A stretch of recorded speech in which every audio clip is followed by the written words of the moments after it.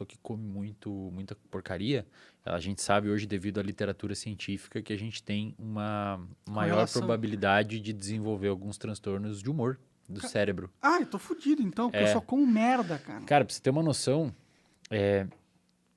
tem um estudo que foi publicado numa revista científica chamada The New England Journal of Medicine, que é uma das melhores...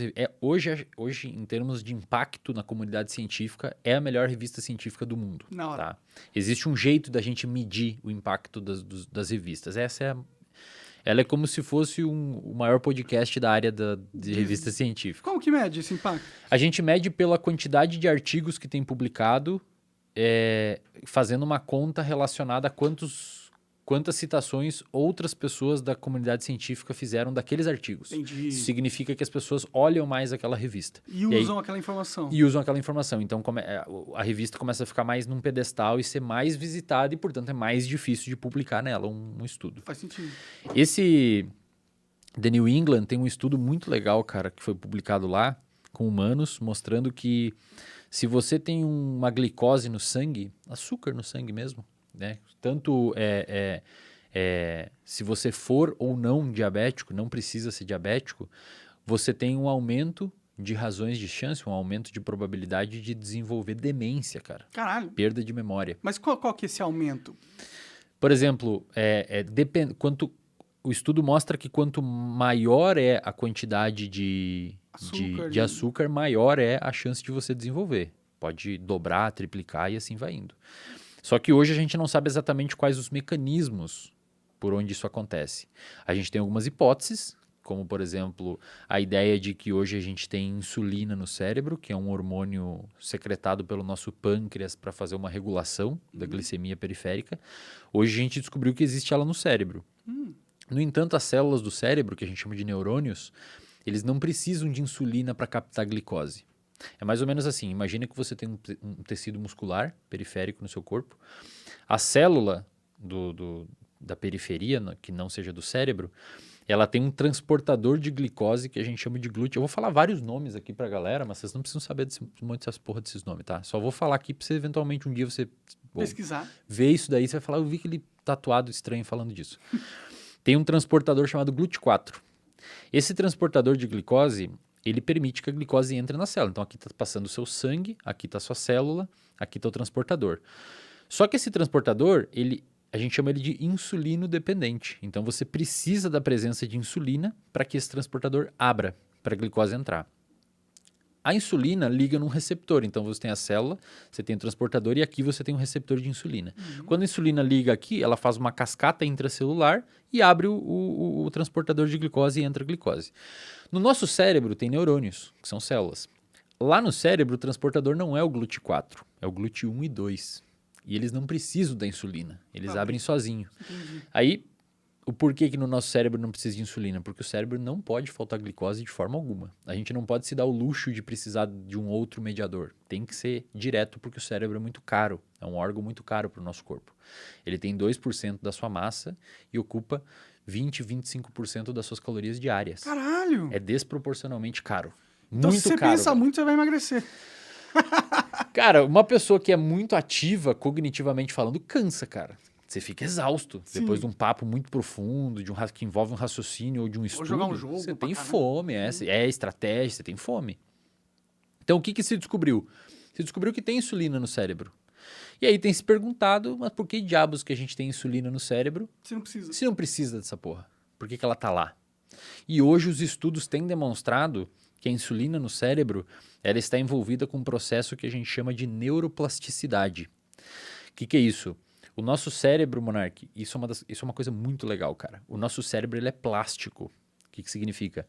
Ele se molda conforme você se submete a experiências. Então, por exemplo, se você aprende uma nova língua, se você aprende um novo conceito, se você aprende xadrez, o seu cérebro muda as conexões entre as células, fisicamente mesmo, e tende a fortalecer aquele aprendizado que você teve. Isso a gente chama de neuroplasticidade. É a mudança do seu cérebro frente às experiências da vida. É como a gente coloca um conhecimento no nosso disco rígido. Nosso disco rígido é feito dessas células e elas mudando meio que dá a informação esse padrão que ele mudou. Perfeito, fica lá. Entendi. E o mais legal é que quanto mais você joga informação dentro do disco rígido, melhor ele fica em pegar informação nova. Então a pessoa que estuda fica melhor em estudar com o tempo. Pode crer. Saca? É muito parecido com o músculo. Quando você treina o músculo, ele se molda frente àquele estímulo que você dá e ele fica mais forte para puxar mais carga. Então a galera que estuda, quanto mais você estuda, melhor você fica em estudar. Interessante. E olha que louco, a insulina no cérebro parece que está super envolvida nesse processo de fazer o cérebro mudar. Entendi. Então não tem nada a ver com glicose, tem a ver com neuroplasticidade. E o que os autores têm mostrado hoje em modelos animais, então estudando roedores e modelos não humanos em laboratório, que infelizmente é o que a gente pode fazer hoje para verificar um pouco mais de perto essas situações, tem se descoberto que, por exemplo, o cérebro de uma pessoa com doença de Alzheimer, que é um tipo de demência caracterizado por perda de memória e tal, tem resistência à insulina. O cérebro de uma pessoa com Alzheimer é muito parecido com o músculo de uma pessoa com diabetes. Inclusive, cara, o Alzheimer, por alguns neurocientistas, tem sido chamado de diabetes tipo 3. Quase como se fosse... É louco, né? Que loucura. Quase como se fosse um tipo de diabetes. Porque você vê o cérebro da pessoa e ela tem os neurônios, que são as células do cérebro, a insulina não liga muito bem neles. E isso faz com que a pessoa tenha menor neuroplasticidade, o cérebro não consiga se manter razoavelmente vivo, aqueles neurônios recebendo nutrientes para viver, e começa a ter uma perda de memória, uma perda de neurônios, e a pessoa começa a perder memória. Então eu estudei basicamente isso no meu doutorado, e no meu mestrado eu estudei a relação entre estresse e depressão. Hoje eu tenho um clube de assinatura mensal, as pessoas me pagam lá R$19,90 por mês, que eu abri em janeiro desse ano, onde eu ensino, originalmente seria só eu dando aula, que eu ensino essas coisas, neurociência, comportamento, sobre algumas neurobiologias de transtornos, o que acontece no cérebro de um TDAH, como melhorar a atenção, como melhorar a memória, usando uma base neurocientífica. E eu abri em janeiro desse ano e queria botar 1.000 pessoas até final do ano. A gente já está em 40 e poucas mil. Ô, louco, tudo pessoas. Isso? Caralho! E aí a gente já tem várias aulas com vários professores. Tem até professor que está ensinando a fazer cozinha básica, cara. A ideia é tipo assim, ó. Eu quero montar uma caixa de ferramenta para uma pessoa sobreviver. Pode crer, essa é uma ideia legal. É legal pra caramba, cara. É tipo como fazer um ovo frito bom, cara, que não fica zoado. Como fazer um bom omelete. Como fazer variações de ovos no café da manhã. Tipo uma Pokédex da vida real. Ingredientes baratos e maneiras fáceis de fazer pra ficar gostoso. E hoje é uma das minhas principais funções. Hoje é absorver conhecimento e tentar passar pra galera de forma a tentar melhorar a vida usando a ciência de uma maneira didática e simples de aprender. Espero que eu consiga ajudar hoje aqui.